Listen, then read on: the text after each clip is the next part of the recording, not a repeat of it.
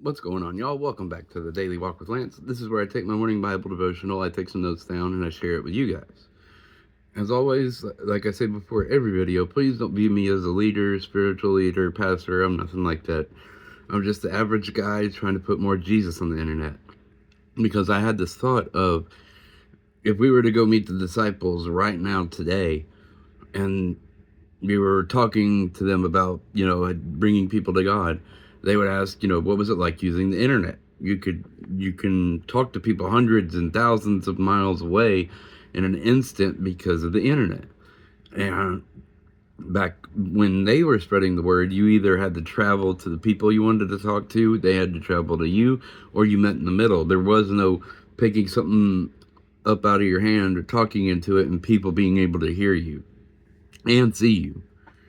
And so, most of us would have to answer them with, we didn't really use it for that. We used it for literally everything. We used it for sports, for news, for politics, for gaming, for, did I say work? For work. Like, literally everything we do in life pretty much revolves around the internet. And so, instead of being instead of saying, we didn't really use it for that, I want to say we tried to rectify that. That it started out that way, but more people, especially with the modern turmoil going on, we need more Jesus on the internet. We need more Christian content on the internet, and that's all I'm trying to do, is just put more Jesus out there. And also, don't rely on me for your devotional either. Like, yes, I enjoy I enjoy the views and the comments and everything, but at the end of the day, the only person responsible for knowing the Bible is you. You can't pawn it off on somebody else. When you meet God, it'll be based on what you did, not what somebody else said or told you. No, it's literally about when you had your interaction with the Bible, or or if Jesus came to you directly. How did you respond to that? Did you take up your cross and follow him, or did you say, I don't want nothing to do with that? And that's it. Now let's just get right into it today. This is the Bible devotional for January 17th. As always, we are in the New American Standard Bible. We're back in the book of Psalm, and it's actually just the next chapter. Yesterday it was Psalm 138. Today it's Psalm 139. And I did the whole chapter. This one's a little bit longer. It's 24 verses, but it's about God being omnipresent. God is omnipresence and wait. He's omnipresent and omniscient. And this is a psalm from King David yet again, and talking about that. And it says, Lord, you have searched me and known me. You know when I sit down and when I get up.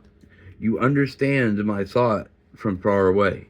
You scrutinize my path and my lying down, and are acquainted with all my ways. Even before there is a word on my tongue, behold, Lord, you know it all. You have encircled me behind and in front, and placed your hand upon me. Such knowledge is too wonderful for me. It is too high. I cannot comprehend it. Where can I go? Where can I go from your spirit? Or where can I flee from your presence? If I ascend to heaven, you are there. If I make my bed in Sheol, which is the land of the dead, in Sheol, behold, you are there. If I take up my wings of the dawn, if I dwell in the innermost part of the sea, even there your hand will lead me, and your right hand will take hold of me. If I say, surely the darkness will overwhelm me, and the light around me will be night, even darkness is not dark to you, and the night is bright as the day. Darkness and light are alike to you. For you created my innermost parts. You wove me in my mother's womb. I will give thanks to you because I am awesomely and wonderfully made. Wonderful are your works, and my soul knows it very well. My frame was not hidden from you when I was made in secret and skillfully formed in the depths of the earth.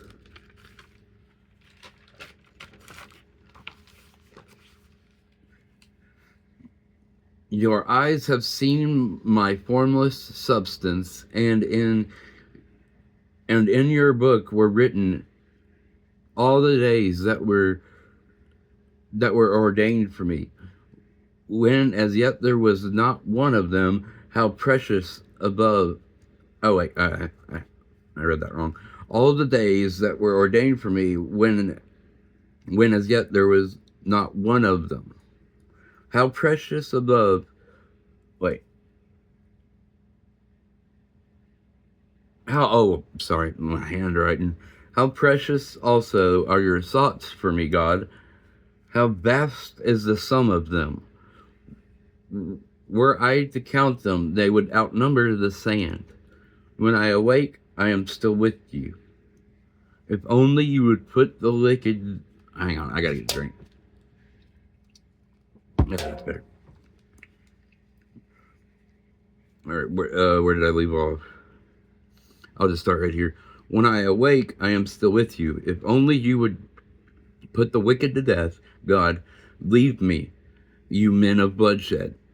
For they speak against you wickedly, and your enemies take your name in vain. Do I not hate those who hate you, Lord? And do I not loathe those who rise up against you? I hate them with the utmost hatred. They have become my enemy. Search me, God, and know my heart. Put me to the test and know my anxious thoughts, and see if there is any hurtful way in me, and lead me in the everlasting way. And again, that is Psalm 139, the whole chapter. It's 24 verses, I think. Yeah, 24 verses. And so,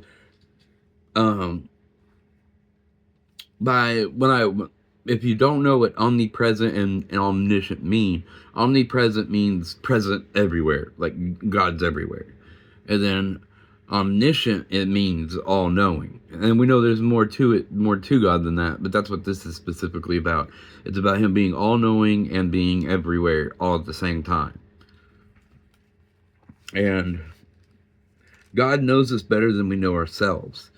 So, yes, he wants us to say things and talk to him and admit things, but ultimately he knows your heart. That's why he knows people who do good works for good reasons, and they do good works for trying to buy their way into heaven, and that's just not how it works. God knows your intention, and that's part of him being all-knowing and all-present. And you can't hide from God, not even in the dark, because there is no darkness that can stand if God is there. And since God is everywhere, that means that every time the devil tries to make you think you're in the dark and you're alone, you're not. All you have to do is to look for God. And then all of a sudden there will be light in those areas of darkness. And because no darkness can overpower the light. And let's see. And God's hand formed us in the womb, and he knew us before we were formed, which destroys a certain political narrative about when life begins. If God already has a plan for us before we're even formed in the womb, that's your answer. You can't be Christian and disagree with that, because not only does it say it here, it says it in other passages as well.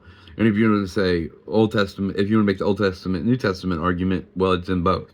So God knew us before we were conceived. He had a plan for that conception, even if that conception wasn't the perfect circumstance.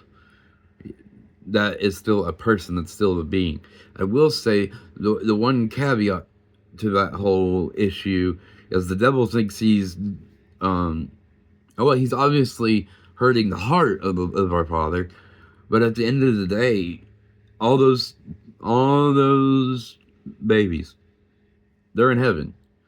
They never reached the age of accountability. They didn't even get to be finished formed, most of them. And so they just go straight to heaven.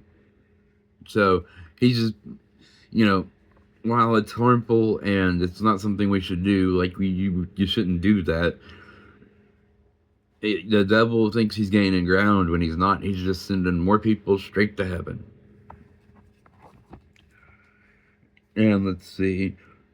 And we are, and because of that, we are a godly masterpiece. If God's hand, well, not if, God's hand is what's helped making us, help forming us in the womb, then that's a work of God. And each one of us is a masterpiece. And that's why God didn't make anybody in the wrong body. And ask God to handle the wicked.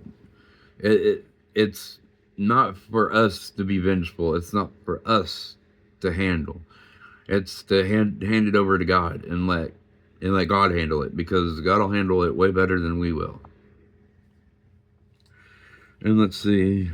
And ask God to expose the wolves in sheep's clothing, because sometimes exposure is the best. I know the saying is the best exposure is a little bit of sunlight, but it's true even here, because once a wolf in sheep's clothing is exposed, he can't use that anymore, especially in a day where the internet is what it is, and we can talk to people and show people, hey, they did this over here, so be aware of that. And follow God and let God lead. Even though you may not be knowing where God is leading you, trust the process. If you're going through a storm, trust Him. If you're going through good times, trust Him. If you're going through a mediocre, like nothing's really happening one way or the other, trust the process. So God works as a process. Yes, there are times where He does things in the snap of His finger, like when He would heal people, or like on the cross, He saved the thief, just like that. And the thief didn't have to do any special ceremony, nothing like that. He asked Jesus to remember him, and Jesus said, "You will be with me in paradise." All right, y'all. If this is the first time on one of my videos, if you would, please drop me a follow, hit the like button, share the video, do all the interaction. That's just the way the algorithm works. And if there's other people you enjoy their content, do that for them as well, because that's just the way the algorithm pushes the video out. It's not just about being a grifter, but when you have a message you want to get out, that's how it works. Also, the softball ministry still, we're still looking for sponsors. Remember, teamlegacysoftball@gmail.com, and the YouTube channel will be youtube.com/the Legacy Softball. And that's just going to be where we go out to these adult softball tournaments and play in them. And these people at most of these tournaments would never go to church. And so we just want to bring the Bible to them and say, hey, we're here if you want to learn, if you need pointed in the right direction, if you want prayer, we're here. And to have a good time playing a sport. Because, we all have things that we love to do. And that's one of them for me. I think that'll do it. Today's Saturday, so remember, tomorrow is the Sabbath. It's my Sabbath, and it's most Christian Sabbath. So remember, get to church. All right, y'all. I'll see y'all Monday. Peace.